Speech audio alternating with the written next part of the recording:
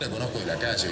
Es la periodista que siempre está buscando datos en la calle para el diario Clarín en su momento, diario Crítica, distintos medios, siguiendo hasta el más mínimo detalle la investigación de esos casos. De decirlo, lo interesante, ella sabe y sabe mucho sobre lo que escribe. Lo interesante es lo que vi, empecé a leerlo anoche el libro, no lo completé, pero leí varias páginas, es la descripción clara y puntual de, de un estilo de vida que se ve en el Gran Buenos Aires, ¿sí? En donde se mezcla delito con, en la misma casa parece delito, gente honesta que quiere trabajar y salir de la pobreza, y criaturas que inocentes viven su vida como, como se merecen o como intentan, o como deberían merecer una criatura de esa edad. Eso es lo rico y lo interesante del libro, ¿no? Hola. Muy bien. Te definía recién Pablo Cablan, ¿no? Decía, cronista de policiales, la encuentro en la calle, buscando hasta el último dato. Una de tus varias vidas, ¿qué tan acertada te parece que fue esa definición para ese momento tuyo? Gracias por venir. Cuando escuchaba el audio pensaba... debe tener más o menos 15 años. Sí, 2012 más o menos. Qué tan contemporáneo es, ¿no? No la presentación a mí, sino la presentación a un país, a una Argentina que parece que siempre vuelve al punto de inicio. Yo me considero una periodista, cronista de policiales. Quizás una contadora de historias. Me gusta intentar, en mi rol de comunicadora, acercar o darle una mano a alguien que por lo general con mi trabajo la están pasando mal y poder... echar luz sobre eso. En mi oficio, por lo general hago, lo que más hice fue casos de violencia de género o violencia institucional. Entonces, poner la mirada ahí es lo que más me... No sé, la palabra me gusta, pero es donde me siento más tranquila en el oficio, ¿no? Ahora sí, formalmente esto es Conversaciones entre Cronistas, es el tercer encuentro que tenemos. Estamos acá, ahora la vamos a seguir presentando con Candelaria Yamun y con Juan Manuel Manarino, cronista también de la ciudad, que se va a sumar a estas conversaciones. Y vamos a volver un poquitito para atrás, a hacer un intento de apretadas descripción o enumeración de hitos de la vida de Candelaria, que como vamos a ir charlando un poquitito en lo sucesivo, tiene como varias vidas, ¿no? O varias facetas. Podemos decir que nace acá en la ciudad de La Plata en 1981, que tiene un papá contador que trabajaba en el Banco Provincia, una madre que trabajaba en una escuela y renuncia para criarla, que vivían en un caserón del centro de 1900 con 10 habitaciones, que tiene 3 hermanos mayores, que hizo la primaria en una escuela católica, que le dio un beso furtivo a Patricia por esos años, que hizo una clase de patín, 2 de guitarra, que tuvo un paso frustrado como baterista de las directoras del rock, una banda, ahí se ríen, tal vez haya otra integrante. Ella. Sí. Bien, después vamos a preguntar cuál era el instrumento. Que hizo la secundaria en otro colegio católico, que su padre leía un salmo en cada cena, que rezaba un Padre Nuestro, que le besaba la frente y le hacía la señal de la cruz antes de dormir, que dice que le gustaba Pancho, que era un rugbyer, pero tal vez no le gustaba tanto, que a los 18 años su mamá la invitó a irse de la casa porque esa casa era suya, que empieza a trabajar vendiendo ropa como moza mientras estudia diseño visual en la Universidad de La Plata, y que así llega un poco rápido en este resumen, en esta apretada síntesis, a 2007, cuando empieza a hacer, por aquella época, un blog que se llamaba Viajé como el orto. Así se llama, Viajé como el orto. Y que en el año 2007, con 26 años, tiene una llamada telefónica con Radio del Plata que de alguna manera va a ser uno de esos hitos en su vida que cambian el rumbo. Contanos, si querés, qué fue esa conversación en Radio del Plata, con quién y por qué. Bueno, yo me fui de La Plata a vivir a Capital, vivía en Núñez y me tomaba todos los días para ir a trabajar a Plaza San Martín, a un estudio de diseño gráfico. Me tomaba el Mitre, el tren, y la diferencia que yo notaba de vivir en La Plata, que hacía todo en bicicleta, a Capital, era que la gente soportaba viajar de una forma increíble, que era el tren, y era un hacinamiento increíble y yo no lo podía tolerar. Me acuerdo que un día estábamos yendo de La Plata a Bahía Blanca a ver a uno de mis hermanos y le dije a mi mamá que tenía ganas de hacer una página y que le quería poner Viajé como el orto.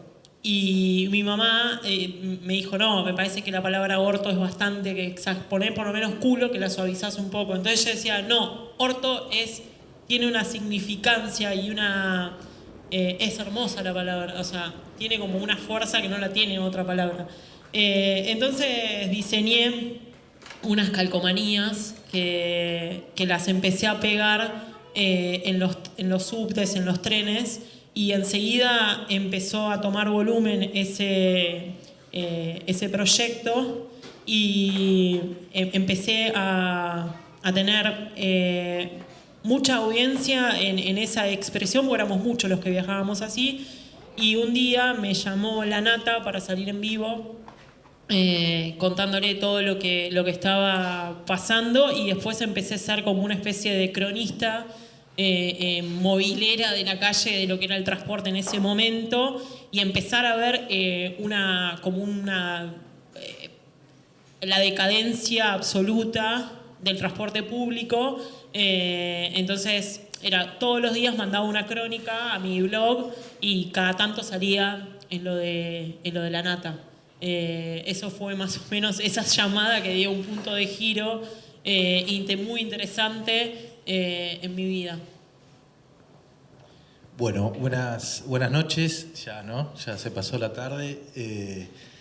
Es un gran placer tenerla a Cande acá con nosotros, quienes la conocemos a Cande hace muchísimo tiempo y que la habíamos perdido un poco, ¿no?, del radar después de tantos años en el periodismo, y un poco empezar por acá, empezar como antes de ir al libro propiamente dicho, de empezar a hablar cómo fue ese camino, ¿no?, digamos, previo, y cómo se encendió un poco la llama de la escritura y de la periodista.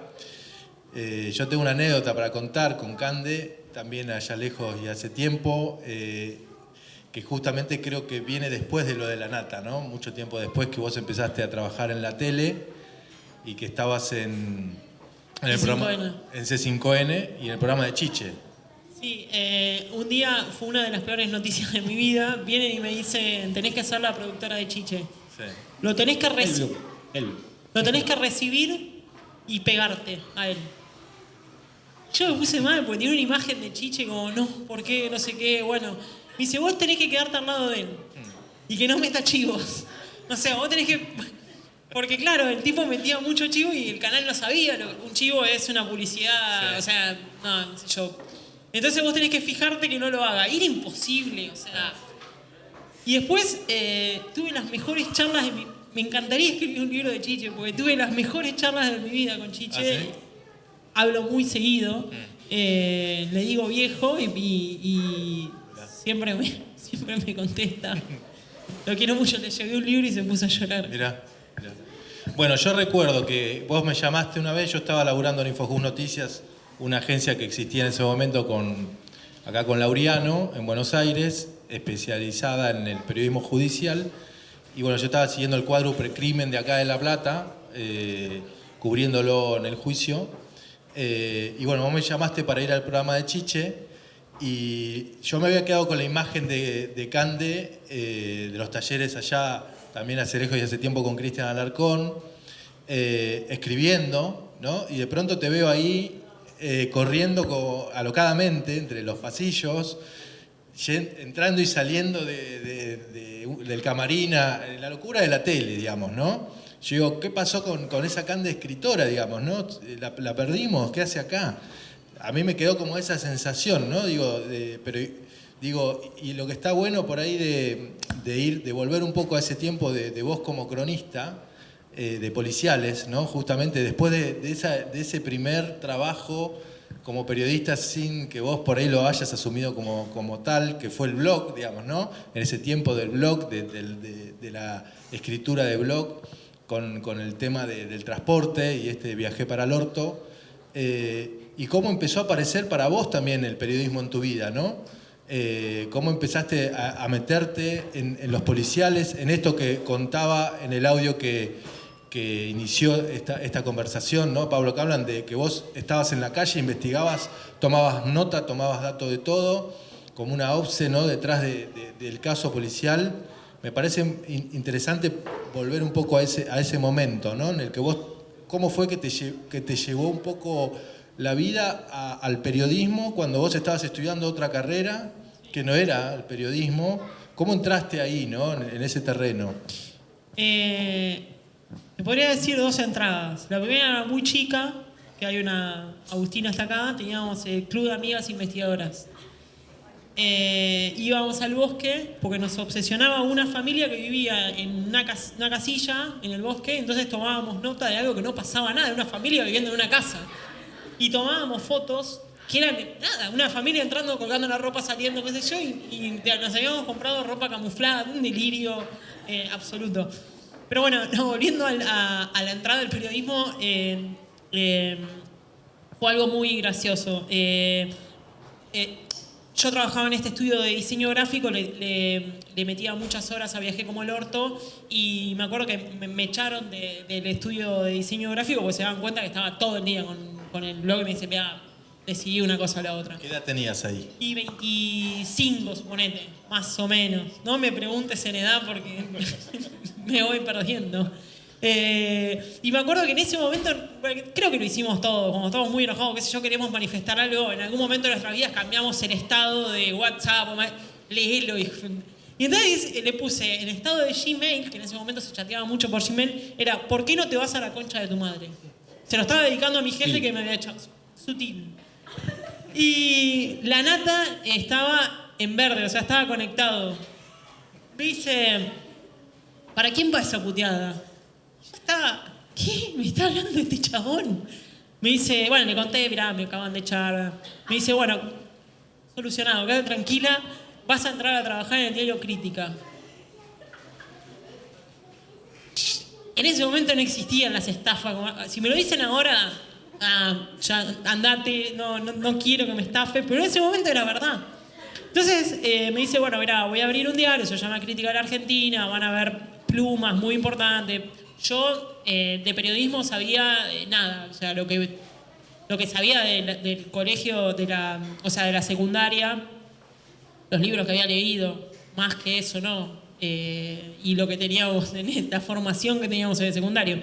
Entonces llego a Crítica, a Maipú 271, y me toma la entrevista Andrea Rodríguez, que era la ex pareja de la Nata, y me dice, bueno, ¿y vos de dónde? O sea, estaba tomando entrevistas todo el tiempo, ¿y vos de dónde venís? Digo, no, mirá, literal, vengo de casa, la Nata me dijo que viniera, qué sé yo, no sé qué. Me dice, bueno, ¿pero qué sabés hacer? No, le digo, mirá, no te puedo prometer nada, yo no tengo mucha idea de esto, pero dame un tiempo que te lo aprendo. O sea, nada, alguien me va a dar una mano. Vos escribías ya, tenías un dominio con la escritura. Sí, siempre. O sea, para mí la escritura fue siempre como esa herramienta como para poder relatar. Y me dice, Andrea me dice, verá, acaba de venir a trabajar Caparrós, Martín Caparrós. Le digo, no lo conozco. Me suena, pero... No, nada, qué sé yo, Martín Caparrós, ¿qué habrá hecho este hombre? No sé. No. Bueno, y digo, no lo conozco. Y me dice, bueno, no sé, ¿qué vas a hacer? ¿Dónde te pongo? Y creo que después mis compañeros escucharon esa entrevista porque se hizo en la redacción y dijeron, no, esta la van a hacer pollo en 2 minutos, vamos a tenderle una mano. Y me dijeron, bueno, me dice Andrea, bueno, peiná la cablera. ¿Qué peinar la cablera? No sabía qué era. Bueno, y ahí un amigo me dice, peinar la cablera es meterte en... Bueno, Telam no existe, porque todas palabras que quedaron en una Argentina que ya no existe. Telam era la Agencia Nacional de Comunicaciones. Y bueno, era peinar la cablera, ver qué salía en Telam. Y ahí mis compañeros me dieron una mano. Y después, Caparrós, yo no sé si le contaron, que yo no tenía ni idea quién carajo era Caparrós. Me dijo, fue en ese momento que fue el choque el atentado en Atocha, en España, y el diario El País sacaba la columna de cada muerto, o sea, la historia de cada muerto de Atocha. Y a mí me dieron la titánica tarea de contar la historia de vida de una víctima de accidente de tránsito. Entonces, bueno, tenía que contar esas historias.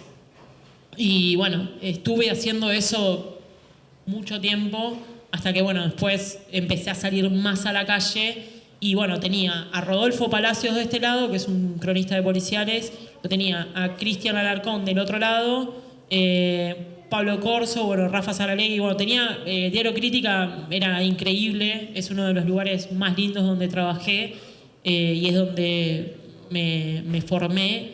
La Nata siempre decía, con todos los reparos que podemos tener de la Nata, cada uno personales, pero siempre decía que las redacciones tenían que estar vacías porque todos teníamos que estar afuera buscando, porque la noticia estaba afuera, no estaba adentro, y era eso, era salir, entraba a las 2 de la tarde y salía hasta las 5 o 6 de la tarde, volvía, escribía, y bueno, después nos íbamos al Brighton a tomar cerveza y ahí se iluminaba todo. Y hay gente que, hablando de los policiales, porque hoy vemos que con la velocidad del clic a veces no hay tiempo y a veces no hay voluntad de hacerlo. Y hay quienes, como es tu caso, son cronistas de territorio. O sea, todo el tiempo con los pies en la calle, en el barrio, en las marchas, en donde está sucediendo, digamos. Y yo creo que ahí hay un abordaje que uno puede tener muchas fuentes, tener acceso al expediente judicial, tal vez si está contando un caso criminal, pero la perspectiva que te da el territorio y las víctimas, es irreemplazable en Totalmente. quienes están en la calle. Sí, en realidad siempre mi premisa como para escribir es tratar de armar la escena casi lo más acercado posible a la realidad para quien lo lea esté en ese momento. O sea, como recrear eso con las fuentes, con los olores, con lo que te lleva a ese lugar, con el clima, con si hubo un crimen, bueno, cómo quedó la mesa, que una mesa hecha, todo pasó en ese momento y todo se terminó ahí. Y bueno, todo ese instante, toda esa densidad, todo eso lo contás cuando estás en el lugar.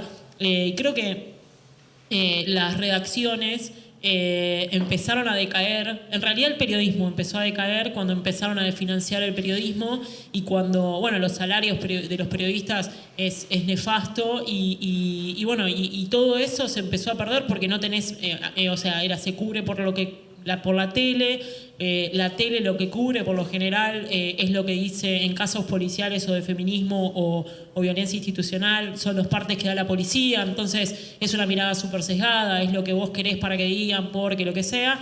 Entonces me parece que cuando se empezó a desfinanciar el periodismo y cuando la velocidad de internet y todo y se perdió la calle, creo que empezó a decaer de una forma increíble y creo que hoy tocó, o sea, más abajo de lo que estamos, llegamos al petróleo, o sea, es nefasto la situación del periodismo en general y salvo algunas,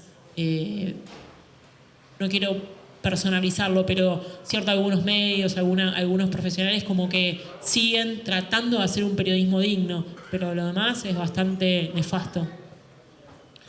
Bueno, vos entonces, Diario Crítica, que fue una experiencia corta, ¿no? El diario se funde enseguida, casi que se crea y al poco tiempo muere, ¿no? Vos después te vas a Clarín, ¿no? De ahí.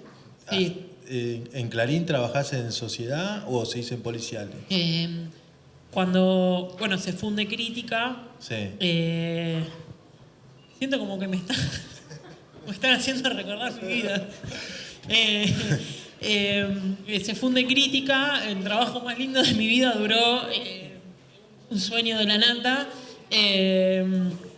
Y bueno, era insostenible Crítica, pero bueno, fue hermoso. Y después me llamaron de Clarín, tuve una entrevista con Roa, me parece. ¿Es el que se murió, Roa? ¿Murió Roa? Roa está vivo. El Lechuga Roa, el arquero. No, sí, está vivo, está vivo. Kishman murió. Está vivo, estamos matando gente un montón. Era Roa. No, me parece que es otro el que se murió. No, para mí es Roa. Van der Koy. No, Van der Koy está vivo, No, si no lo importa, leí no la otra vez en una Blanc, columna de mierda. Blanc. Blanc. Ahí está, Blanc. Julio Blanc. Ahí está. Era uno de los directivos de Clarín, tuve la reunión en... ¿Pero Roa está vivo o está muerto? Y no sé, Ahora googlean. entre nosotros. Ahora googlean. Me hizo la entrevista Julio Blanc y bueno, y ahí me empecé a trabajar en Sociedad de Clarín. No fue una muy buena experiencia, la verdad. Trabajar en Clarín es un medio, es gigante, tenés todos los recursos para hacer lo que quieras, pero bueno, no tuve la suerte de tener a un jefe de redacción copado y con luces, y fue una situación bastante tortuosa, no por mis compañeros, que en realidad los compañeros todavía los sigo conservando, muchos de ellos, pero sí por el secretario de redacción. Y hacía Sociedad y también cubría Policiales, pero era como también salir a la calle, 2 de la tarde y volver para escribir. ¿Y ahí aparece Candela? Sí, ahí aparece Candela. Fue así, lo de Candela fue medio también una carambola, porque ese día estábamos por cerrar el diario, o sea, estábamos por cerrar la edición y faltaba un pirulo, o sea, faltaba un pedacito para llenar la página y me había quedado de guardia, me parece, y me dijeron, mira, va a haber eclipse solar.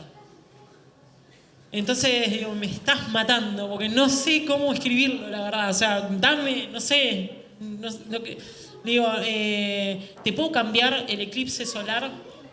Porque estaba en Facebook justo y había desaparecido, había un aviso tipo, no sé, desapareció una nena en Hurlingham. Digo, verá, desapareció esta nena en Hurlingham, qué sé yo, ¿por qué no reemplazamos eso por esta chica que desapareció?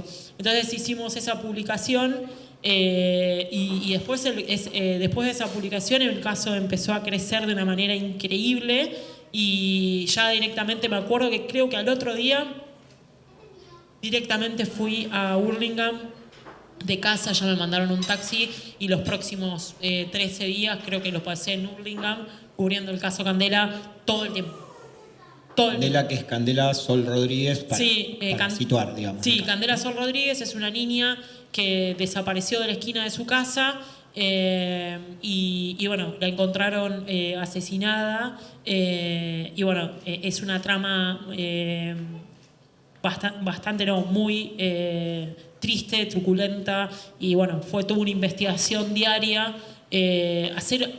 Cubrir un caso en un diario es bastante denso y complicado porque es todos los días tenés que tener una información nueva y tampoco contar cualquier cosa, o sea, algo que vaya siguiendo el ritmo de la información. Entonces era todos los días tratar de conseguir más datos sobre ese caso. ¿Y ahí cómo es? Porque vos decís, tenés la presión de tu editor, te dice, bueno, hay que publicar algo diferente a lo que publicamos ayer. Al mismo tiempo hay que publicar algo todos los días, porque es el caso que está en la agenda mediática en ese momento. Y al mismo tiempo hay una ventaja en el seguimiento de un caso, que es que te empezás a hacer de las fuentes, que empezás a conocer al policía tal vez que está investigando o a algún secretario judicial. ¿Cómo se maneja ese tablero? Sí, a mí lo que me gusta, lo que trato de hacer siempre es empezar a entrevistar a los outsiders del caso, o sea, ir por lo que está afuera. Me parece que todo lo que queda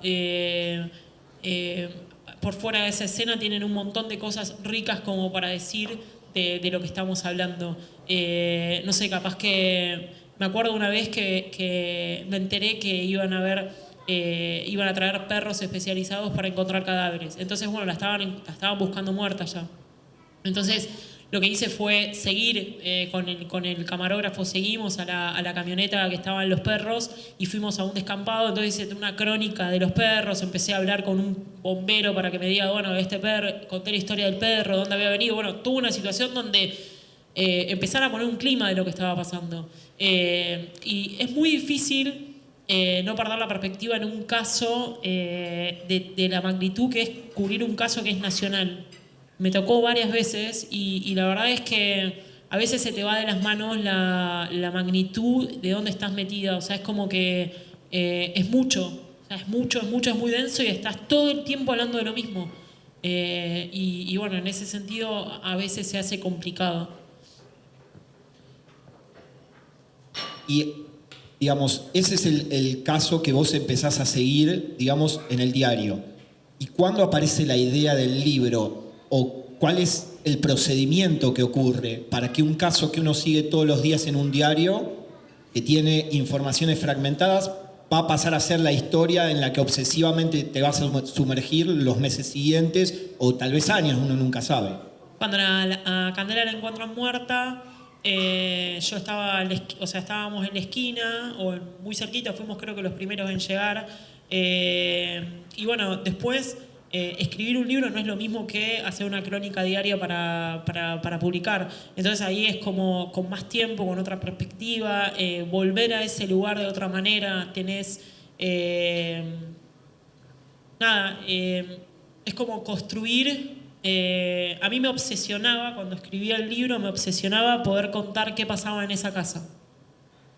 La desesperación de la ausencia, ¿no? Como es eso que se generaba, cuántas veces llamaban por teléfono, qué pasaba, cómo estaba la madre, cómo estaba la tía, quién estaba, bueno, todas esas situaciones, y empezar a investigar, empezar a entrevistar a todos los actores, desde el cuidador del cementerio hasta la tía lejana que yo la miraba, pasando por el director de escuela. Y bueno, fue cuando terminé cuando encontraron a Candela muerta, me llamó Cristian Alarcón y me dijo que bueno, que él creía que era un libro y bueno, me costó bastante. Hoy a la distancia creo que fui bastante inconsciente en los lugares por los lugares donde estuve. Lo escribí, iba a lugares sola, me tomaba el colectivo, iba a San Martín y quedaba ahí sin saber dónde estaba. Y bueno, el libro salió publicado, se llama Cordero de Dios. Me encantó escribirlo, creo que es un trabajo digno. Creo que intenté llegar a la verdad con las herramientas que tenía. Y bueno, es eso, ¿no? Es como no tratar de no defraudar o no tratar de no traicionar a quien te está dando esa información, ¿no? Bueno, después de Cordero de Dios, que uno dice, bueno, hay acá una periodista afirmada en la crónica policial, después vienen otras experiencias periodísticas, bueno, lo que contaste de Chiche, hasta que en un momento te cansaste, te quemaste, te hartaste de la vida en Buenos Aires, de ese tipo de periodismo vertiginoso, que no daba respiro, ¿no? Y así es como empieza Ese que fui, ¿no? Sí. Con una huida. Y ahora sí vamos a entrar a Ese que fui, con este prólogo de esas otras vidas que vos tuviste antes de esa ruptura, de esa renuncia a... Digo, mucha gente está contenta con esa evolución tal vez de decir, bueno, estoy en medios grandes, de pronto después hay un libro, después de pronto digo, ay, a ver qué viene, qué cosa más grande, Yo decidí irme del periodismo. Y vos te fuiste. Sí, decidí irme porque yo laburaba en C5N y justo fue la desaparición de Santiago Maldonado y me pareció que por acción o omisión estaba siendo cómplice de una situación nefasta. Empecé a hablar con la familia, empecé a hablar mucho con Sergio y me decía, che, están haciendo cualquier cosa. Yo le decía al canal, mira, no es por acá, es por otro lado. La estaban defendiendo a Patricia Bullrich, a la gendarmería. Era toda una cosa que decís, pero pará, ¿qué están haciendo? O sea, yo no quiero ser parte de esto. Me parece horrible. Entonces... Contextualicemos ahí, entonces. Lo que pasaba era que bajaban una línea editorial desde el tratamiento o el abordaje del caso en el cual se cuidaba al gobierno entonces de Macri y a la ministra de Seguridad Bullrich. Sí, pero se trataba o sea, me acuerdo que en ese momento lo vieron a Santiago Maldonado, publicaba Clarín, lo vieron a Santiago Maldonado, no sé, tomándose una Coca-Cola en Entre Ríos, lo dieron y era todo un desvío, y no sé si era solo la bajada de C5N, porque en ese momento no estaba alineado a Macri, pero era toda una melange de cosas espantosas y sentía que mi función de comunicador había terminado, o sea, por lo menos lo que yo quería hacer como periodista. Que no encontraba un lugar y en paralelo también estaba muy harta de vivir en Capital, entonces tuve una reunión una reunión de trabajo con un gerente del canal y le dije que me quería ir a vivir al campo y me dijo, bueno, me recomendó un lugar para que fuera. Me acuerdo que fui con Rodolfo Palacio, fuimos tomando mate y hicimos el pueblo de 8 cuadras por 8 cuadras y el gordo me decía, ¿vos vas a vivir acá? ¿Qué haces acá, gordita? No, sí, me parece que esto está bueno, no sé qué, y vi algunos terrenos y a la semana siguiente o a la otra semana ya había señado un terreno y bueno, y después Macri dejó de poner pauta en el canal, después fueron un montón de cosas, discontinuaron los salarios, pedí licencia sin goce de sueldo y me fui también o sea, la tele me terminó de expulsar del periodismo. Habrán notado que Cande es bastante impulsiva, ¿no? Se fue al campo, paseó un poco y a la semana ya había señado el terreno. Escribía en Facebook un año después de esa partida. Hace un año le daba 2 vueltas de llave a la casa de Parque Avellaneda. Ese día le dije a Maicha y a Palestina, mis 2 perras, que nos iríamos de Buenos Aires para ser felices, al infinito y más allá. En este año de aventura se sumaron Norita Libre y Juana. Aprendí a vivir al ritmo del fuego, sobre la puntualidad de los chimangos, a saludar a los caballos y abrazarlos y a rascarles el hocico, sobre la paciencia de las semillas para brotar en el momento exacto. Pero por sobre todo, aprendí a vivir simple. Insisto todos los días en perseguir mi deseo y zambullirme adentro, bien adentro de la naturaleza. Y desde allí renacer. Y ahí empezó a nacer también otro libro, otra historia y también, creo yo, otra Candelaria. Sí, qué lindo eso. Lo escribiste vos, ¿eh? Yo no fui. Está muy lindo escrito, pero fuiste vos. Qué bueno que es Facebook,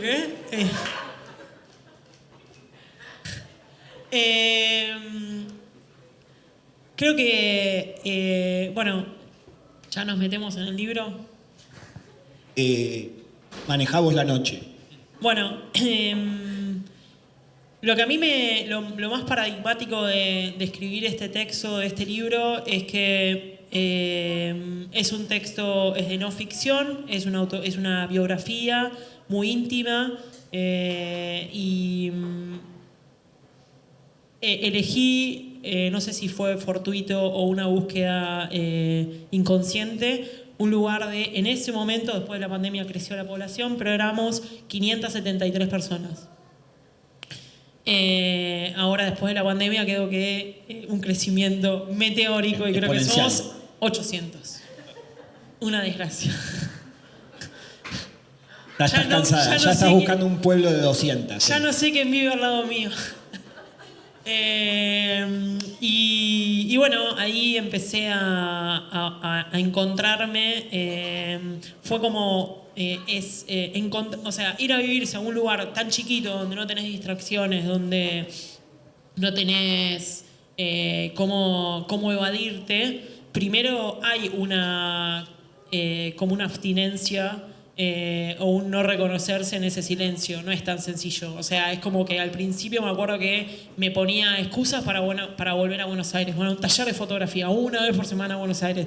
Partido de fútbol en Buenos Aires. Vos decís, bueno, pero no. Bueno, esa desintoxicación creo que me llevó 1 año más o menos. Y bueno, encontrarme en ese silencio, empecé a tener otra perspectiva, empecé a no necesitar evadirme. Y bueno, y ahí fue, obviamente que fue un nacimiento, fue un reencuentro conmigo o un encuentro. No sé si o sea, sí me conocía, pero en Capital o en una gran ciudad es como que hay como se desvirtúa mucho tu personalidad, porque nada, es como medio un caleidoscopio que estás todo el tiempo moviendo y hay como un vidrio que te va cambiando la cosita y vas viendo diferentes cosas y todo el tiempo te estás evadiendo. Les recomiendo alguna vez en la vida, si ya lo hicieron o no, que traten de abstraerse un poco de todo este quilombo y poder encontrarse donde sea acá o en donde sea, pero poder salirse un poco de lo que es necesario supuestamente para vivir. Y ahí empezó ese que fui. Es interesante.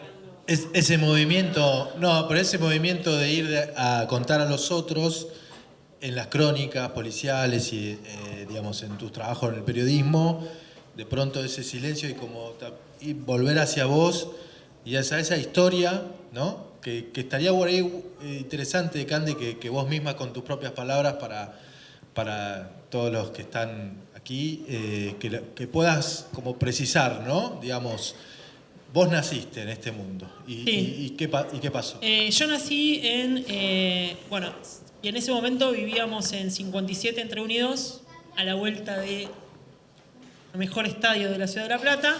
Nací en 57 entre 1 y 2, el 5 de octubre de 1981.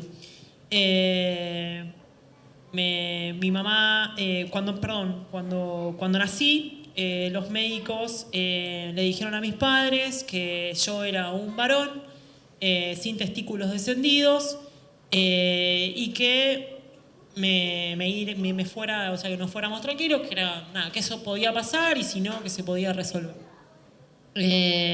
Así pasó el primer mes de mi vida y mi mamá empezó a notar que toda la leche que tomaba la vomitaba, que no podía retenerla y que, bueno, empecé a deshidratarme de una manera súper veloz y bueno, mi vieja se dio cuenta que estaba todo mal.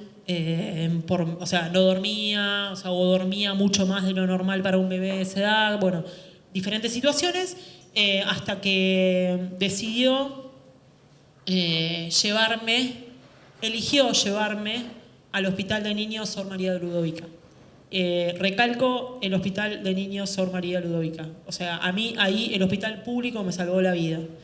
Estuve internada en terapia intensiva, nadie sabía qué era lo que tenía, hasta que una médica, una endocrinóloga que estaba haciendo la residencia, me diagnostica.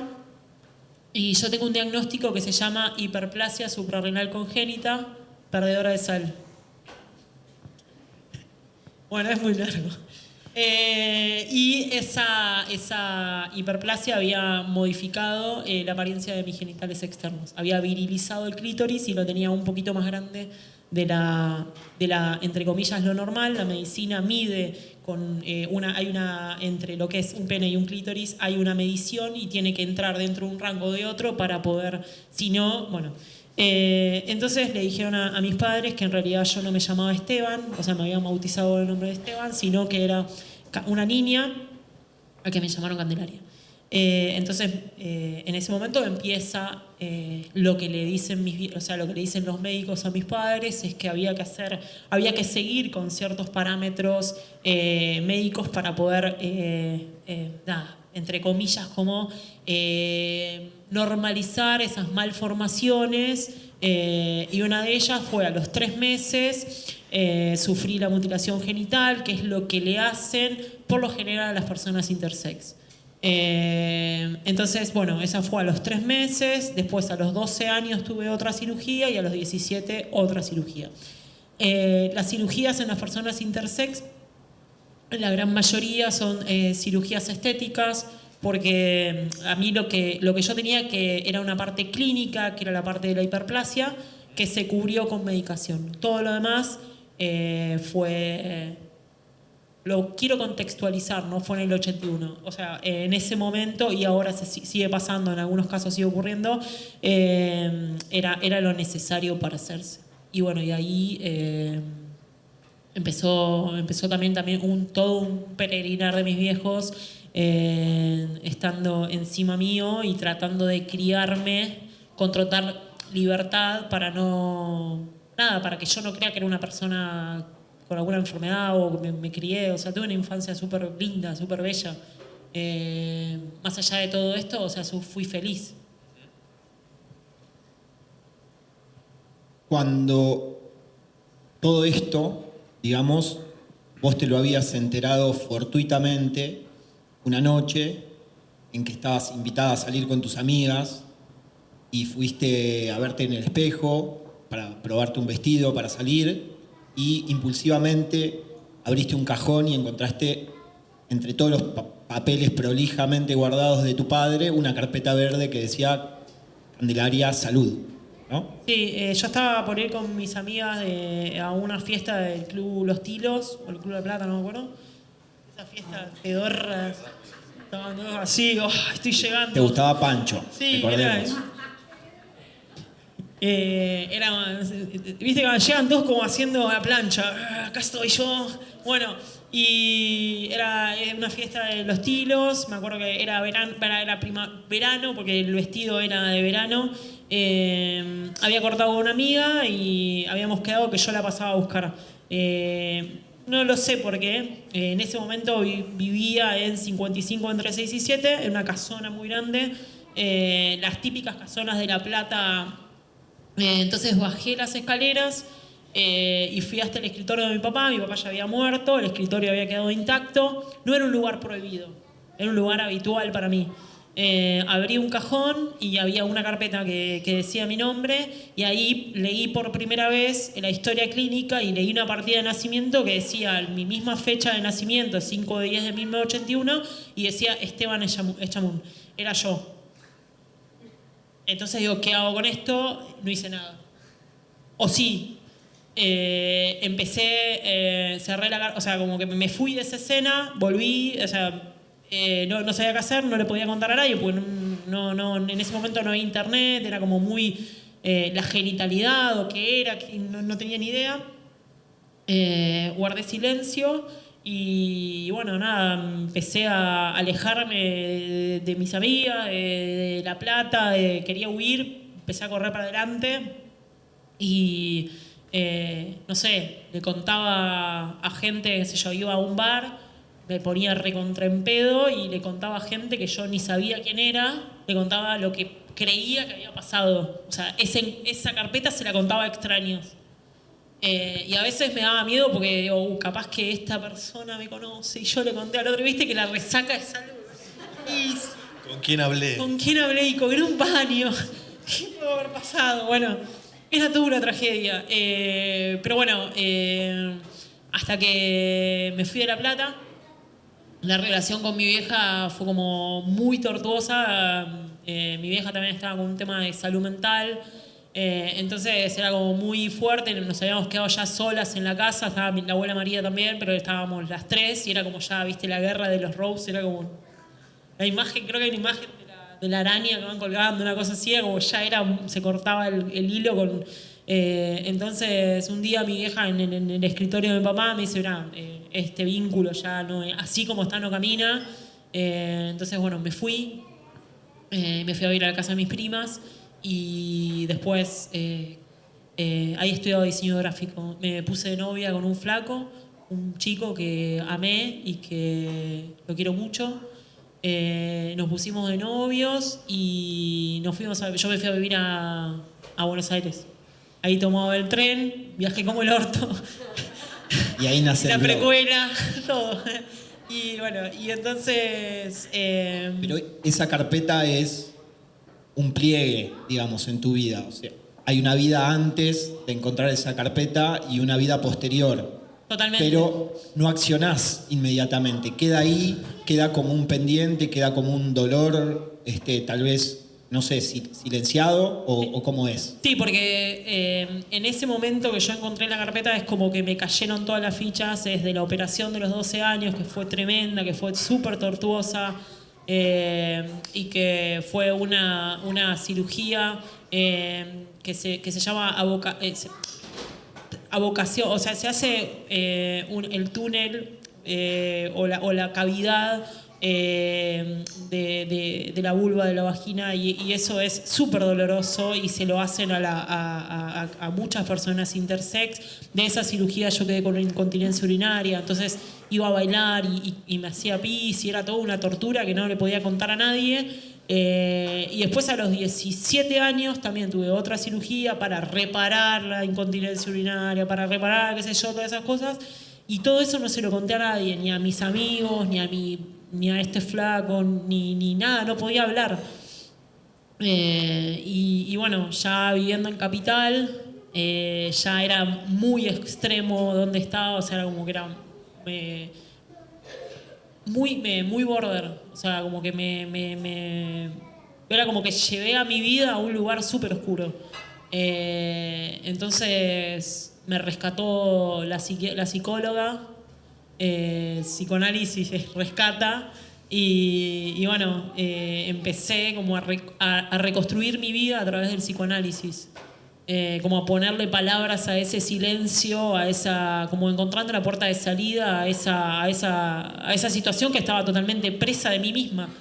En realidad, creo que a partir de, o sea, los traumas, no solamente el trauma que tuve o una persona que haya tenido un abuso o una víctima de violencia de género, en realidad siempre es como tratar de ponerle la cara a ese monstruo que te viene corriendo y que bueno, ahí lo ves, entonces cuando lo empezás a corporizar o cuando ahí empezás a entender y a perderle el miedo a ese fantasma y también a apropiarte un poco de tu verdadera identidad.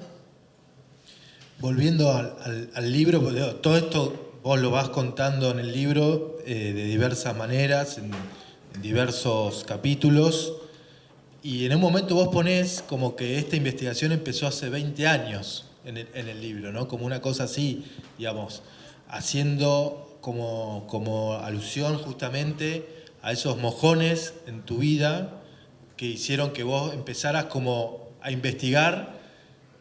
Hasta ahí nomás, tal vez llegabas hasta ahí nomás, pero ya estaba como un impulso. Y uno piensa, bueno, ¿cómo fuiste, digamos, vos ya en esa vida en el campo, en el silencio?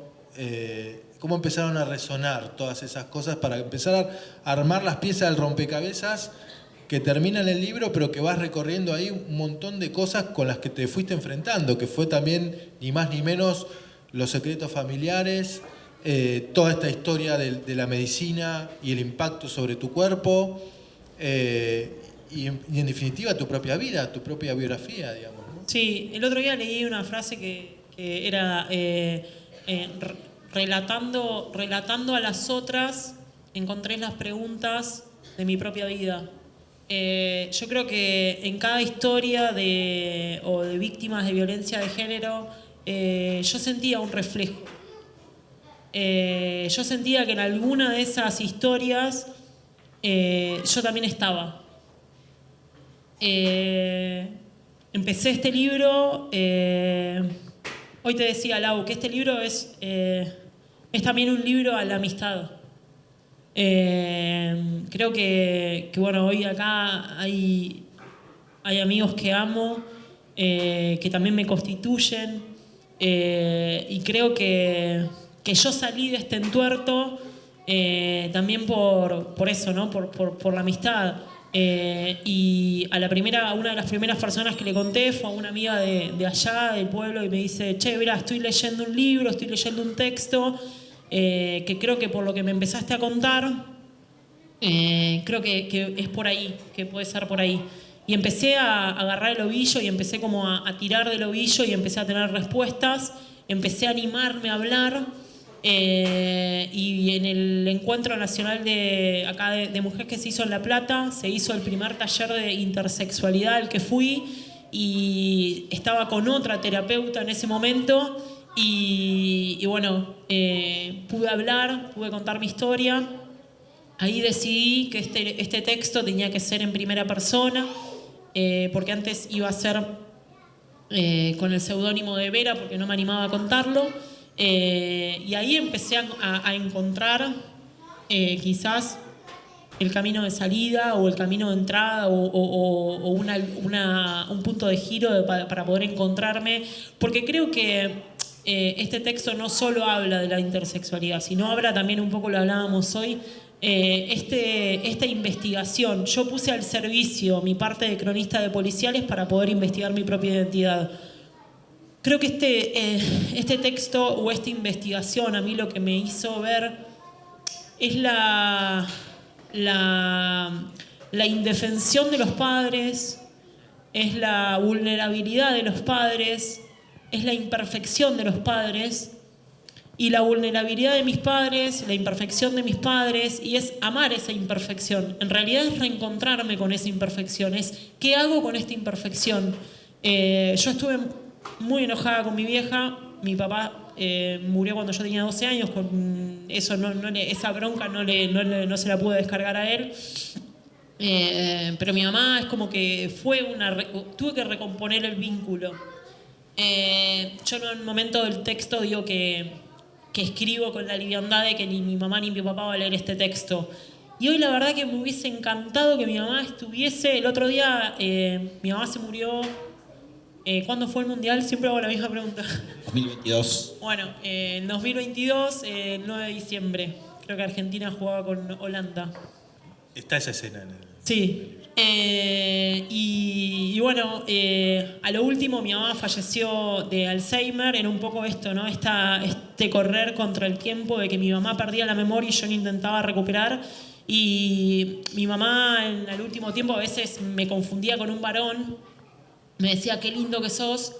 Y yo no la contradecía, porque era como que ojalá que en esa nebulosa que tenía, en el último momento de su vida, en el último suspiro de su vida, también haya visto a Esteban y ella también se haya reincorporado, o sea, ya se ha amigado con ese pasado que tuvo que borrar, y que creo que un silencio o un secreto nos lleva a la vida, porque guardar un secreto, todos los días te tenés que acordar que no lo tenés que decir. Y es la gotita que orada y va cayendo, y mi mamá creo que se apagó un poco por no poder soportar ese secreto. Escribe Cande: si tengo miedo a la noche, me paso a la cama de mis padres. Me acuesto pegada a mamá. Con el dedo índice y el pulgar le agarro el lóbulo de la oreja y se lo froto. Ella me hace cosquillas en la espalda. Tenemos un código. Las caricias hormiguitas son suaves. Sus dedos apenas me rozan la piel. Las cosquillas elefantes son más toscas, casi un masaje. Hasta que me duermo, le pido: ahora hormiguita, ahora elefante. Mamá cambia el ritmo según mi deseo.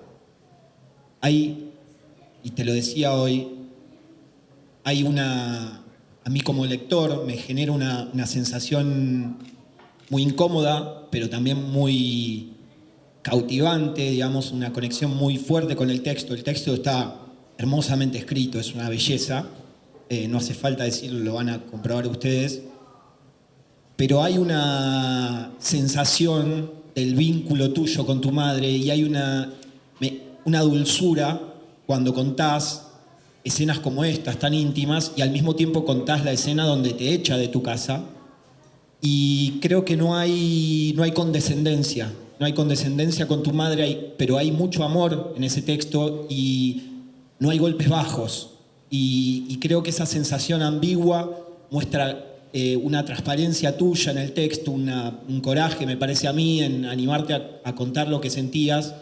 Y me parece que, o te lo estoy preguntando en realidad, si este texto de alguna manera te hizo comprender más el ejercicio de buscar tu identidad, de escribirlo, de poner en juego el corazón ahí, te hizo comprender más a tu vieja y de alguna manera fue reparador en ese sentido para vos también. Sí, no solo me hizo comprender a mi mamá,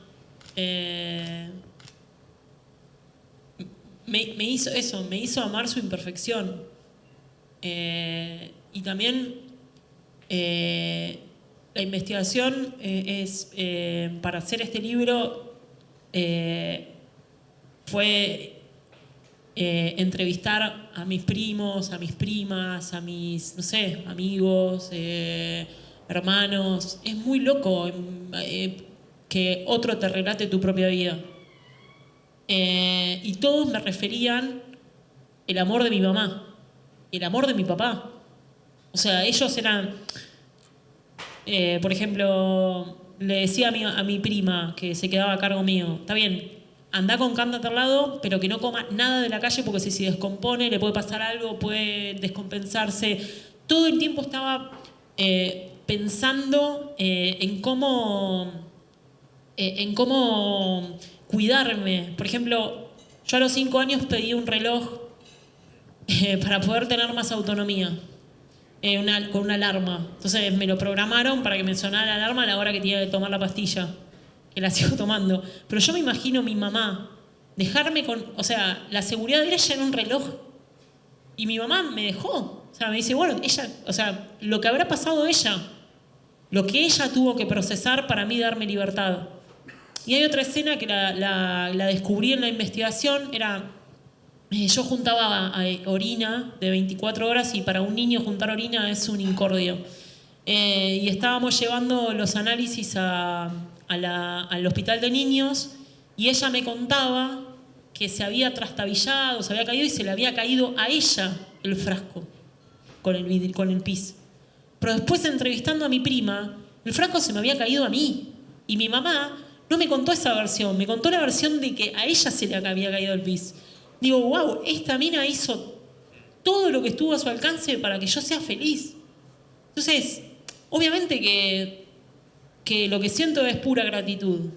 Y también creo que hay una cosa que cuando creo que hay una rebeldía que es lógica hacia los padres, pero a mí psicoanálisis me hizo ver también esto, ¿no? Como las propias limitaciones mías, las propias limitaciones de mi vieja, y de mi viejo hipercatólico, con lo que pudo, hizo lo que pudo, y también entender con las herramientas que contaban nuestros viejos. Y con esas herramientas hicieron o sea, el tema es, vos contás un caso policial, o contás tu vida, o contás la vida de tus viejos, pero lo ponés en un marco. Bueno, estas eran las herramientas que tenía. Con estas herramientas hicieron lo que pudieron. Y es un montón. Y encima, qué sé yo, es eso. El otro día, cuento esto cortito, el otro día en el primer encuentro que tuvimos acá, que vino Alejandro Ceselowski, él contaba sobre el texto que escribió buscando a su madre biológica. Él era adoptado y en un momento, después de mucha autodestrucción, digamos, sale a buscar a su madre y él decía, el resentimiento es un dolor mal acomodado. Totalmente, porque, o sea... Y cómo a él lo había ayudado esa búsqueda y ese texto a acomodar ese dolor y a dejar y decir, lo que hizo mi vieja por mí fue para irme y me entregó a alguien que me podía criar. Hasta ahí llegó su amor y es un montón. Ese dolor lo acomodó yendo a buscarla a Rosario y escribiendo el texto que escribe. Sí, en mi caso fue esto, empezar a descubrirlos a mis viejos en todo el camino que hicieron. O sea, fue reconstruir escena por escena de cómo fue mi vida cuando era bebé, de cómo fue mi vida cuando no tenía conciencia. Y en todas las escenas que yo encuentro es gente luchando para que yo estuviese viva. Y viéndolo a la distancia, yo quedé viva y mi hermano tenía 5 años. Y mi hermano, durante todo ese momento, se quedó sin mamá. Y mis hermanos también. Digo, cuando hay un tema así de familiares, que cae un rayo y y es algo muy primitivo, ¿no? Es casi animal, es cuidar a la cría que está herida, está enferma, pero todo el resto. Y lo que yo no tuve como... No tomé la distancia. Uno cuando escribe, cuando cuenta algo, después como no tomás la distancia de lo que uno puede generar, ¿no? Que al derribar este secreto, al derribar este silencio, no solo me alivié yo, sino que también alivié a mis hermanos, que empezaron a acordarse de cosas, que las tenían bloqueadas. Unió a la familia, me pude acercar a mis hermanos de otra forma, mis vínculos son de otra manera. Para mí es súper necesario, más en estos tiempos donde la crueldad, la deshumanización, el gozar lastimando al otro, me parece que se sale de eso en estos encuentros, en dejar la virtualidad, en mirarnos a los ojos, en darnos un abrazo. No lo hago, no es un discurso o no son palabras sui generis, es recontra revolucionario juntarse. Creo que lo más revolucionario que podemos hacer hoy es dejar un rato de estar a la distancia y a la frialdad de un clic y empezar a juntarse. Y eso es contracíclico a este momento histórico. Yo te escuchaba recién, Cande, digo, y volviendo un poco atrás a esa renuncia del periodismo y tu ida al campo, digo, más periodista imposible, ¿no? Todo lo que vos contaste, entrevisté a fulano, a mengano, empezaste a, renunciar al periodismo, pero nunca murió la periodista en vos, digamos, porque acá está en su máxima expresión con la escritura como herramienta, como arma expresiva, y ahí un poco te quiero llevar, ¿no? Porque al mismo tiempo que es muy interesante el protagonismo que tienen tus viejos y tu familia, ¿no? En sentido general, también hay como un montaje paralelo con la medicina y con la justicia también, digamos, ¿no? Porque vos ya de chiquita, ¿no? Y está todo mezclado en el texto, que coincido con Laure, la verdad se lee de un tirón, está muy, muy bien escrito, es muy fluido, pero también, digamos, vos vas de lo íntimo y lo familiar hacia lo social, ¿no? Hacia ver que también hay otras personas como vos, con esta liberación que decís que ocurre acá en La Plata, ¿no? Cuando hablás por primera vez en ese encuentro, digamos, donde te soltás y enfrentás a la gente y contás tu historia, y cuando vos te das cuenta que también hay otras personas que pasaron y siguen pasando una complejidad en su cuerpo, como te pasó a vos, de alguna forma ahí la historia empieza a tener sentido, ¿no? Mirá, y cuando el libro ya fue publicado, creo que recobró sentido y tomó un sentido increíble. A mi sobrina, Emilia, le dijeron que llevara un libro para leer al colegio. Llevó este libro. Y eso, para mí fue algo que mi sobrina pueda criarse, crecer sin esos miedos, sin esos tabúes, de lo que ella tenga que vivir.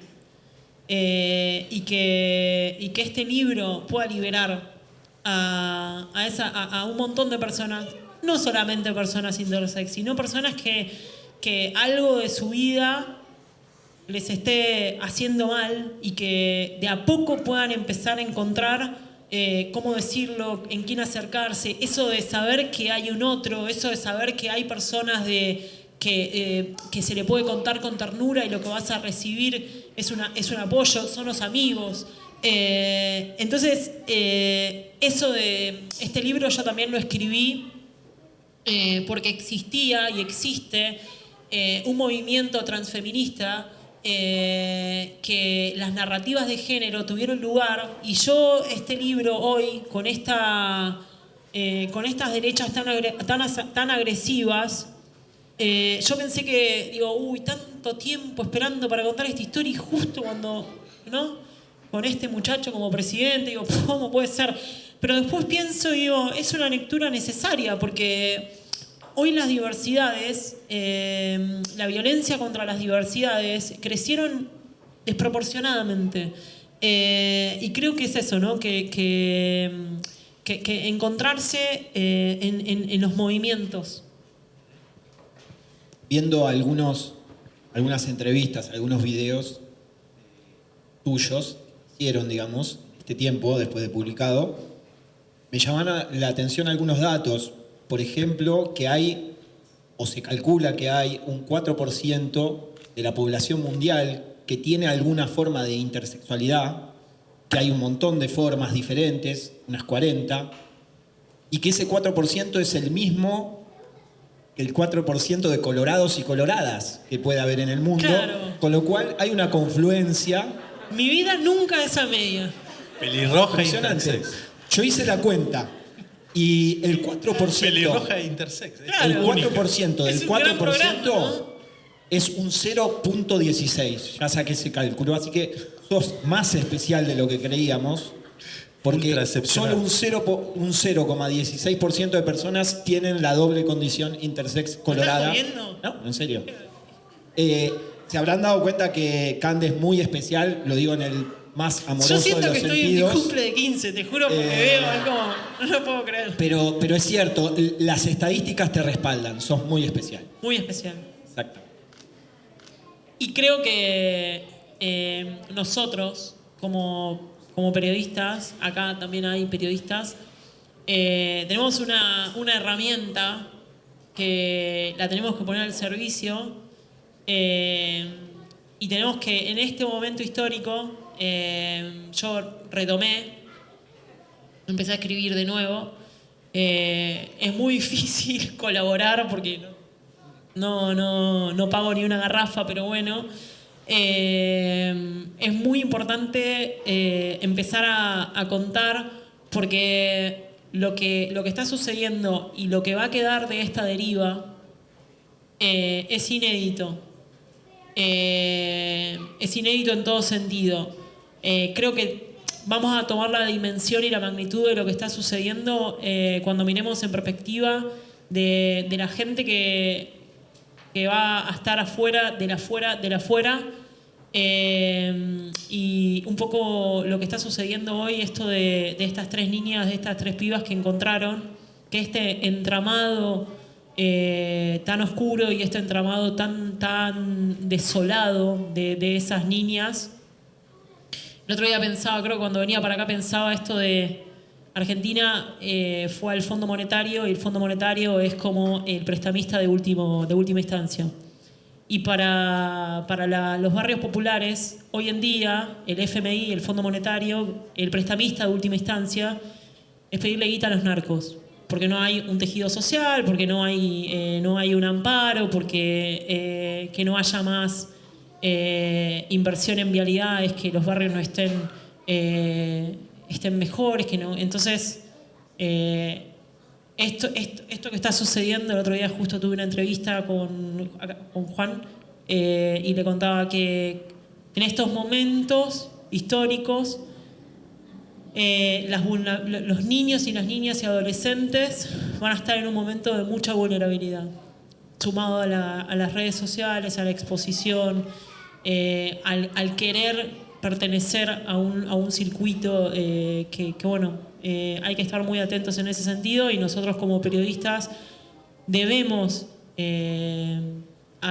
afrontar, debemos asumir esa responsabilidad social que tenemos y empezar a contar esas cosas que están sucediendo y poder sopesar voces y poder poner a la vista de todos estas situaciones que están pasando. Qué buena noticia que vuelvas a escribir, Cande. Sí, si tienen algún lugarcito en algún lado. Hacemos una bolsa de trabajo enseguida. Van a aparecer enseguida. Sí. Seguro. No, porque uno piensa también, ¿no? Digo, después de un libro donde, digamos, es una crónica autobiográfica, pero también que ilumina, como decías vos recién, un montón de costados diversos, ¿no? Sociales, colectivos, etcétera. Uno dice, bueno, después de esto, ¿qué? Digamos, ¿cómo sigue? Digamos, ¿qué pasa con esa escritura que de alguna manera fue como para vos una escritura sanadora, reparadora y todas las palabras que recién usabas? Y uno dice, bueno, ¿cómo sigue la escritura? ¿Cómo sigue, digamos, el trabajo con la palabra? el trabajo digamos, con uno mismo, pero también volviendo al terreno de lo social y esa urgencia por contar también que hay hoy, ¿no? Mirá, el libro ahora va a publicarse en España, en México y en Colombia. En paralelo estoy tratando de poder hacer una peli. Está súper complicado, estoy viendo de ver si se puede hacer de afuera, alguna productora de afuera, para hacer la peli. Yo creo que se va a hacer, es súper complejo, pero bueno, y en relación a eso, y volver a otra historia. Volver a escribir. Hay un tiempo muerto hay un duelo. Justo empecé terapia de nuevo y estoy muy... los duelos. Realizadísimo. Sí, cómo llenar un duelo, cómo seguir un duelo. Duelamos todo el tiempo. ¿Qué es un duelo? Estoy leyendo a Rolón, no. Bueno, pero esto de... este libro es muy difícil. Hoy justo charlábamos en el almuerzo con dos amigos. Cuando vos escribís un texto autobiográfico, un texto que te costó muchísimo, hay que entender también que este libro no soy yo, o sea, soy yo, pero yo abarco mucho más que esto, que este libro. Es un recorte de un punto de vista de mi vida. Pensé que era más fácil, pero es bastante difícil salir del libro. Creo que ahora es como un trabajo más pedagógico de lo que estoy haciendo, de poder empezar a que cada vez que doy una entrevista muchísimas personas me escriben, o personas intersex, o personas que han sufrido abusos.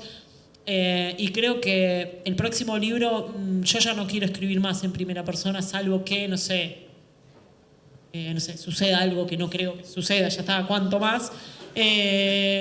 Pero bueno, quiero escribir un libro, me gustaría mucho un libro del día a día, de una crónica de algo muy sencillo, o no, pero siempre tengo la idea de poder escribir ese día a día de un pueblo que ya está recontraescrito, pero bueno, es lo que me gusta y es lo que tengo, ¿no? Vos sabés que cuando leía tu libro, no sé si la definición es correcta o se acerca a lo que muchas veces la intención que uno tiene al escribir, después la percepción del lector o la lectora es muy distinta, pero sentí algo así como ese ritmo de campo, pausado, y de la cosa sencilla que hay todo el tiempo descripta, y había como una poética de lo mundano, ¿no? O sea, es como muy hermoso eso, porque ahí eso que vos ponías en tu Facebook cuando te ibas, de dar 2 vueltas de llave a la casa, ir a vivir con lo simple, se ve todo el tiempo en el libro. Y hablábamos hoy que vos venís del palo primero venís del diseño visual, o sea, no del periodismo, después cuando conociste a Caparrós en el diario Crítica, venías del palo de lo policial, y yo creo que hay una mezcla que es muy virtuosa en el libro, de esas herramientas que vos traes del policial, con esa investigación documental de tu propia vida y eso que permea del contexto, del campo, del ritmo cansino, de todo eso. Quiero leer un fragmentito. Abandono la cama, abro la ducha y me acurruco bajo el chorro de agua. Con el jabón recorro los brazos, las piernas, la cara, como un asesino que intenta sacarse la sangre de su víctima. Me siento sucia.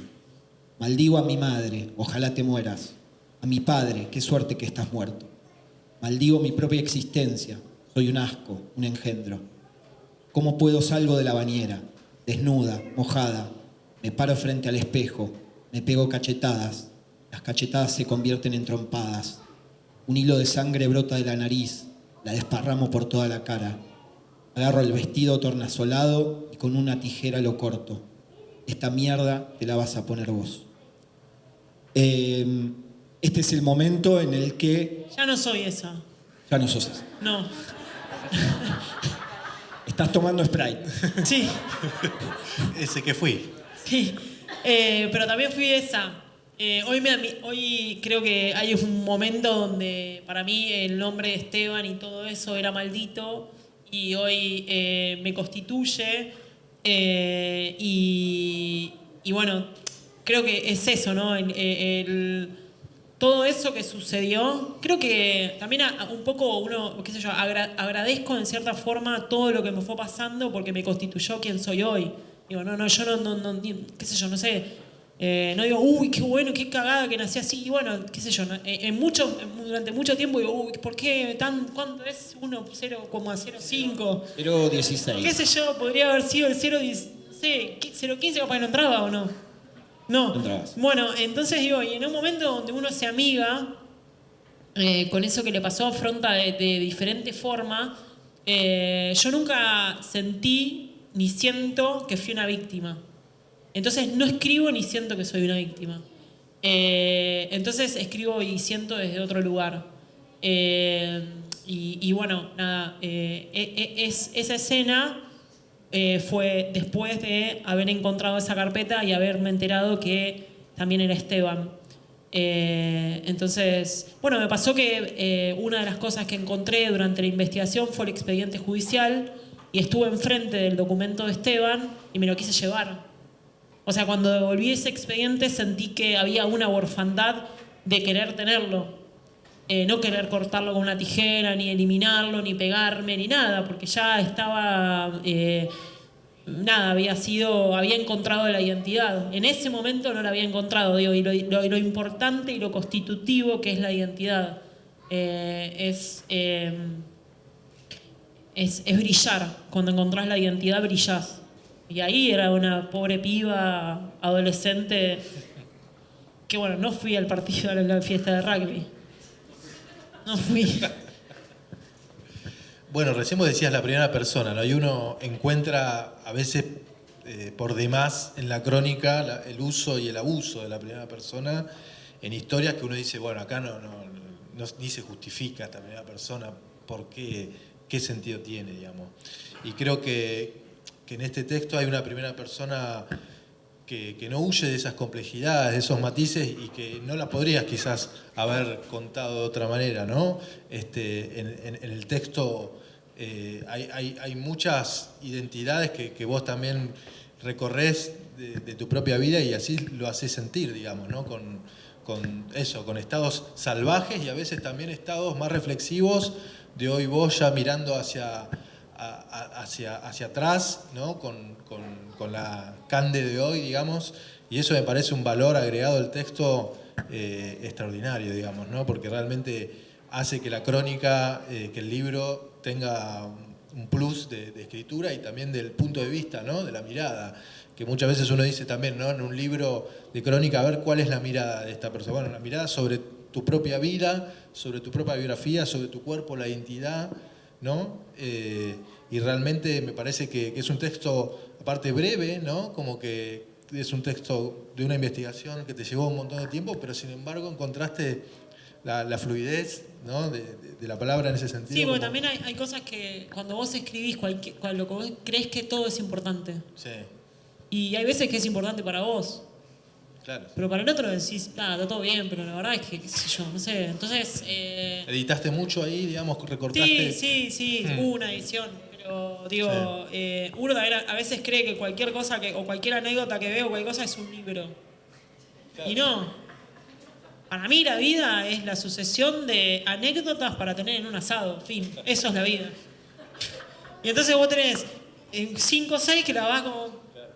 y entonces uno cree que cualquier anécdota de asado es un libro. Y no, es una anécdota de asado. Y hay algunas situaciones que sí ameritan ser un libro. Y estoy tratando de encontrar eso que amerite ser un libro. Y la primera persona acá se justificaba porque Vera no podía contar este texto. Ni tampoco podía ser contado en tercera persona. No, vos habías elegido un seudónimo. Sí, porque si no se podría haber leído como una ficción. Claro. Y si se hubiese leído como una ficción, podría haber pasado o no. Entonces, ¿en quién se refleja? Hay una situación de las personas intersex, pero no creo que solo sea de las personas intersex, sino de las diversidades en general. Que hay en las infancias no tenés con quién compararte. Claro. Y el creerte solo, es muy angustiante el creerse solo, el creer que sos única o único en ese sentido. Y cuando descubrí, lo que vos decías, cuando descubrí que había muchas más personas en la misma condición, empecé a integrarme y empezar a lo que yo decía de amar las imperfecciones de mis padres y también amar mi propia imperfección. Y empezar a, qué sé yo, no sé, a valorarme y que hoy todo se reduzca o todo es a tomar una pastilla diaria. Antes de abrir el diálogo y dejar que también conversemos y conversen con quienes vinieron hoy y se acercaron a escucharte, me gustaría que cuentes un poco, porque hay unas escenas muy, muy tiernas en el libro sobre cuáles fueron en todo caso las previsiones que vos tomaste al escribir, porque estabas en un contexto de un pueblo pequeño, que el que dirá juega y había llegado una piba de Buenos Aires con todo lo que eso implicaba, y hay ahí unas escenas muy lindas de cómo se consume el libro en el pueblo. Y me imagino que los rumores de quién eras vos y cómo estaba sucediendo eso, cómo eso influyó en las decisiones que tomaste sobre, por ejemplo, cambiarle el nombre al pueblo. Sí, no solo le cambié el nombre, sino que cuando uno llega a un pueblo tan chico, la última persona que llega es la novedad. Después va a llegar otra persona y esa novedad pasa a ser creían que era, me acuerdo que el albanil creía que yo era la secretaria privada de Cristina Kirchner. Y que llegaba en mi Twingo, porque todavía tengo el Twingo, llegaba en mi Twingo y le pagaba puntualmente, porque ella en realidad no tenía un Twingo, sino que usaba el Twingo para ir a pagar. Era una cosa demencial. Y bueno, después era como, a veces me veían en la tele, ¿quién es esta piba? ¿Por qué vino acá? ¿Quién nos está observando? Está haciendo un delirio. Y en un pueblo cuando ven que no sos una amenaza, ya como te incorporan. Ya cuando te cuentan un chusmerío es que ya entraste, ya te bautizaron. Pero el mecánico quiso bajar el ebook y no pudo y tuvo que ir a la librería. Sí, ¿Cómo es sí, eso? Mi vecino, lo quiero mucho, ayer justo estaba cortando el pasto con un tractor y yo lo vi y le dije, me cortás el mío, y vino con el tractor y me salvó la vida, lo quiero mucho. Cuando se enteró que iba a publicar el libro, de la ansiedad, se bajó el ebook y él no tiene cómo leerlo el ebook. Entonces se bajó el ebook, después se compró el libro, después y me acuerdo que mi vecino, el de al lado, estaba cortando, creo que también estaba cortando el pasto, apaga la máquina y me dice, tiene una heladería, me dice, te leí en la revista Viva. Me dice, sos mi ídola.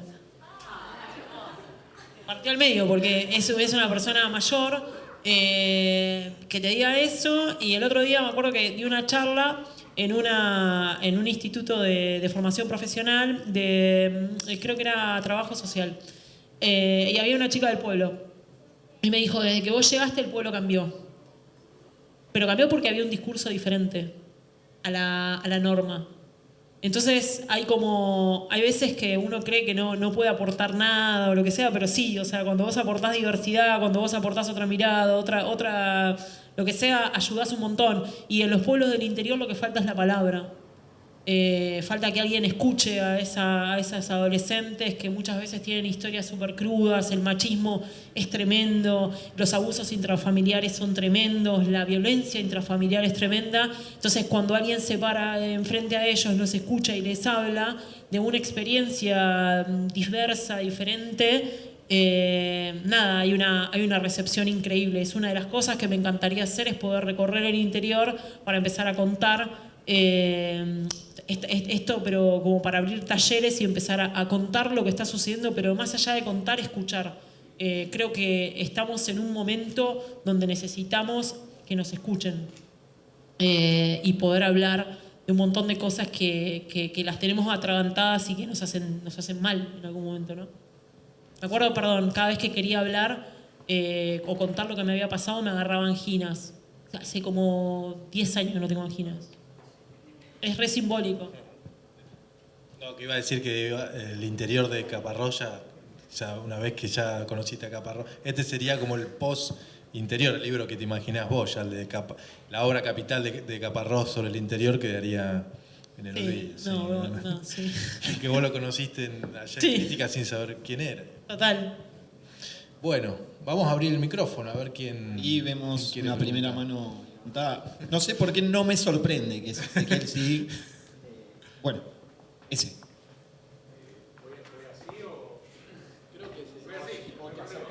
o te acercás acá o pegás el grito. Sí, llega.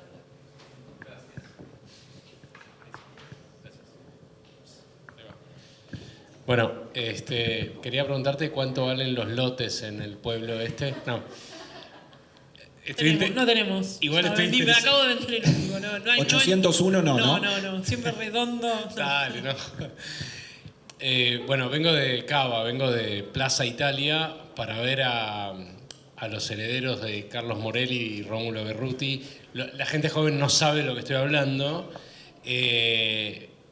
Primero me impresiona, digamos, la profundidad de Cande. Me parece que también está realzada por las presencias de los dos entrevistadores y venía por ellos dos porque son mis amigos y mis colegas y a quienes adoro, y de repente descubro una profundidad maravillosa que viene, digamos, viene como haciéndose cada vez más profunda a medida que pasa la entrevista.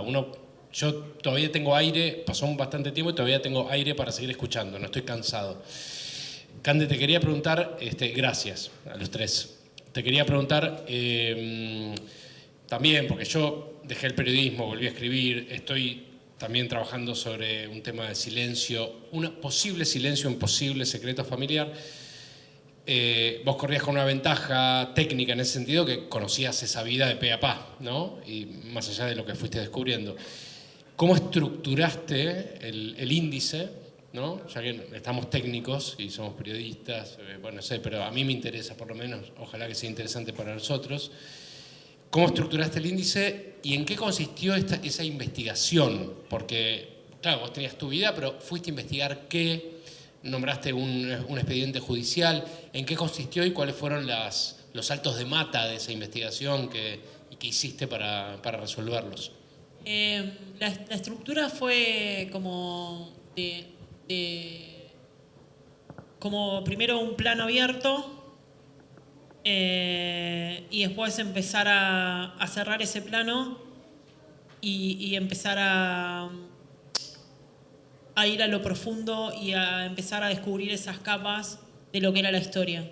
Pero al principio vos lo podés leer como, mirá, esto me está hablando de la ramita del sauce que se mueve, no sabes para dónde va a ir, y voy empezando a entrelazar algunas situaciones que van sucediendo, que te voy dejando algunos indicios para que vos te vayas agarrando y que vos vayas empezando a descubrir a través de la trama, a través de la estructura de ese texto, para que sea... que una frase se entrelace con la otra, y empiezo hablando de las gallinas, y en las gallinas doy un indicio de lo que puedo llegar a decir, pero no.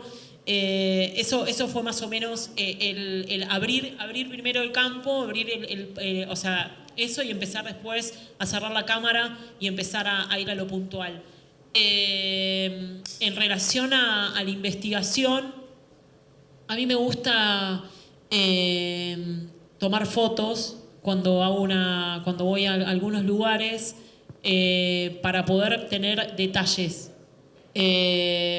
Para mí no es lo mismo decir que en una casa había botellas, pues estoy viendo las botellas, a decir que había una botella de Campari, una botella de Aperol, una botella de Gancia, porque ahí también te estoy hablando de en qué lugar estoy. Y lo que hice en este texto fue mirar mucho los álbumes familiares, empezar a ver qué encontraba en eso, qué material había, qué investigación podía tener desde ahí, dónde estaban, cómo estaban vestidos, reconstruir esas escenas. Encontré que había 2 bautismos, a mí me bautizaron 2 veces, pero eso lo vi mi mamá estaba vestida de una forma y había yo en brazos vestida de otra. Después encontré un número de un expediente. Ese expediente me llevó a encontrar el expediente judicial mío. Después empecé a investigar a familiares que estuvieron en ese momento. Empecé a ver quién estaba en la foto del bautismo. Entonces empecé a decir, bueno, puede ser esta persona que me cuente tal cosa, puede ser esta persona que me cuente tal otra. Muchos no quisieron hablar porque seguían sosteniendo ese secreto familiar, porque creían que estaban violando ese secreto familiar. Y también lo más complicado en este caso fue... no me sale la palabra, pero sería como romper el mandato patriarcal o romper eso que había dicho mi papá. Sería como no me sale la palabra, como traicionar esa palabra, o sea, traicionar a mi padre. Y bueno, eso, fue todo como... mi mamá me escribió una carta en un momento, entonces esa carta también es un material porque me cuenta un montón de cosas y esas cosas las pude sopesar con otras. Fue eso, fue muy artesanal el trabajo y también mi propia memoria. Y así que en ese sentido, hoy lo hablábamos, escribir no ficción y escribir un texto autobiográfico. Vos estás contando tu historia, pero también estás contando la historia de los otros.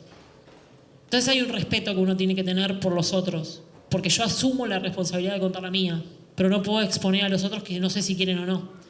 Entonces yo le pedí permiso a mis hermanos si podía poner sus nombres, y la respuesta fue muy hermosa porque me dijeron obviamente que sí, pero me parece que también para poder que ellos tuvieran la decisión. Y los demás preferí cambiarle los nombres para que capaz que alguna de esas situaciones les podía llegar a doler. Entonces fue un trabajo de no exposición también. Hay un texto muy hermoso de Carrer que se llama Yoga, que es una investigación autobiográfica también, que si no leyeron a Carrer, es uno de los escritores más bonitos que he leído y que he aprendido mucho a poder articular textos a través de Carrer. Gracias. El amigo Sinay, Javier Sinay, es fanático también de Carrer. Hay como una cosa de seguimiento de los cronistas con Carrer, argentinos. Carrer es. Decías en un posteo, hoy te estuve stalkeando un poco, estuve mirando tu Sí, Facebook. no. Decías en un posteo, no importa cuándo llegues a Carrer, en algún momento hay que llegar a Carrer. Sí, para mí es brillante. Vidas ajenas es un texto increíble porque él habla también sobre eso, ¿no? Siempre es autobiográfico, pero tiene cosas que las cuenta con es brillante, es brillante. Quiero leer brevísimo, porque vos hablaste del reloj que le pediste que te regalaran a los 5 años. Fíjense cómo lo pone Cande, es muy cortito. Al cumplir 5 años pido un reloj digital con alarma para ir a jugar a la casa de mis amigas sin olvidarme los horarios de las pastillas. Y cómo yo pensaba, ¿no? Qué sutileza en el recurso de usar algo tan rutinario como puede ser pedir un reloj para un nene, y cómo te muestra que con ese pedido hay una vida excepcional, hay una excepcionalidad ahí en el uso, en el propósito de ese reloj, cómo está puesto con esa delicadeza, ¿no? Está lleno el texto de esas cosas, de cómo incluir cuestiones de la vida cotidiana para marcar de alguna manera la excepcionalidad de esa rutina. Todavía conservo la cartita y el reloj. Funciona el reloj todavía. Funciona. Casio. Es Casio. Lo único que le tuve que cambiar es la malla. Esas mallas se te Que se rompieron te en el pegaban, borde. ¿viste? Sí, que se te pegaban. Y ya cuando están viejas, mira como que se te pegan. Un chivo. Un Claro. chivo. ¿Otra pregunta? Una vida, ¿no? ¿Comentarios, preguntas? Yo quería decirle con lo que ella muestra hoy, que tus padres hicieron, a pesar de todo, un muy buen trabajo. Muchísimas gracias, señora. Muchas gracias. Es mi madre esa señora. ¿Y usted también? Está contratada. ¿Qué trabajo ha hecho usted? Ya estaba planeado todo esto. La sincronicidad. Y bueno, usted también es un ser hermoso. Un alma noble. De verdad, ¿eh? Sí. Te creo. Sí. ¿Algo más? ¿Alguna pregunta? ¿Algún comentario? Lo tengo a Hernando Flores por allá, lo vi entrar en algún momento. Ah, ya está. Amigo de Colombia. Tal vez tenés otro cronista, alguna reflexión, algún comentario, alguna pregunta. Tenés que acercarte, Nando. Otro habitante nuevo de La Plata, ¿En serio? que huye de Capital. Bueno, vengo de sonar Cid Campeador, ahora en ese momento. Bueno, nada. Hola a todos. Fui arrojado a la pileta intempestivamente. Sí, si no tenías nada que decir, ahora tenés que decir algo, Nando. Solamente quiero decir que el fragmento que leíste del libro fue demoledor. No conocía tu obra, Cande, pero luego de esa lectura creo que es una lectura obligatoria para hacer ahora. Va a salir en Colombia en breve. Bueno, buenísimo. Lo estaremos esperando. Ayudaremos en la difusión, Muchísimas gracias. por favor. Y las migas, yo estoy prendiendo fuego gente a morir, ¿no? Sí, yo creo que no, lo que hay que conservar y lo que hay que valorar es que estuvimos acá reunidos 2 horas y que lo hermoso y lo bello que es volver a encontrarse. Creo que después de, no sé si todavía salimos de la pandemia realmente o cómo salimos, y creo que hay algo que tenemos que retomar, que es el encuentro, que es volver a tener estos espacios de charla, que son hermosos, que siempre nos queda algo, y verdaderamente les quiero agradecer un montón que hayan venido. Para mí es súper hermoso venir a La Plata. Acá empezó todo. Y bueno, esta ciudad es hermosa. En media hora juega Estudiantes. Está cerrando. No, para nada. Para nada. Hay un bar acá, una cuadra igual, ¿eh? Sí, Tranquila. Eternamente agradecida. Yo les pido que difundan. Les pido siempre que si tienen alguna llegada, alguna universidad de medicina, universidad de psicología, a mí me encantaría que este texto llegue a la formación de los futuros médicos, de los futuros psicólogos, porque los médicos y los psicólogos también son parte de esta sociedad. Van al mismo chino que voy yo, van al mismo, al mismo bar, o quizás no, pero lo puedo encontrar, y son parte de una sociedad. Y creo que la pregunta es si la sociedad está dispuesta, nosotros como sociedad estamos dispuestos a soportar la diversidad. Y creo que, por otro lado, también es esto, hasta dónde un cuerpo tiene que resistir, hasta dónde un cuerpo tiene que sufrir para encajar en la sociedad y para tranquilizar a la sociedad, que bueno, en ese sentido deberíamos replantearnos eso, y que volvamos a intentar a construir un presente con más ternura. No vayamos al terreno que nos están llevando, que es el odio y es esta violencia espantosa. No nos merecemos tanta crueldad. Y de la crueldad se sale siempre con esto, con el compromiso de juntarnos y construir el futuro de estos niños y de nosotros mismos.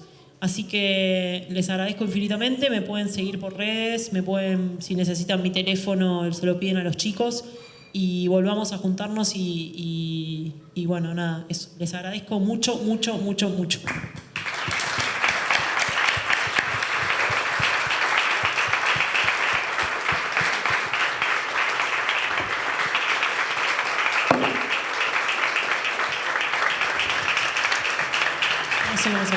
Mejor cierre imposible. Yo quiero tomarme un minuto solamente para los agradecimientos. Esto es el tercer episodio de este ciclo que se llama Conversaciones entre Cronistas, y se hace porque hay un lugar como Esquina América, como este lugar compañero, que nos aloja con estas paredes así, con los diarios, con este clima, con esta atmósfera. Tenemos a los compañeros de Comuna Audiovisual que están filmando este encuentro, que va a salir entero la semana que viene. Tenemos a Santi, que anda por ahí, que es el que hace los flyers, el que hace todo, es un crack. Ahí está Santi, un crack. Tenemos a Juan en el sonido, bueno, todo un montón de gente que hace que labura, ahí está Juan, que labura para que esto salga más o menos dignamente, así que quiero agradecer mucho también el laburo de todos ellos y por supuesto a Cande por haber estado acá. Ha sido un lujo, un honor y una alegría enorme.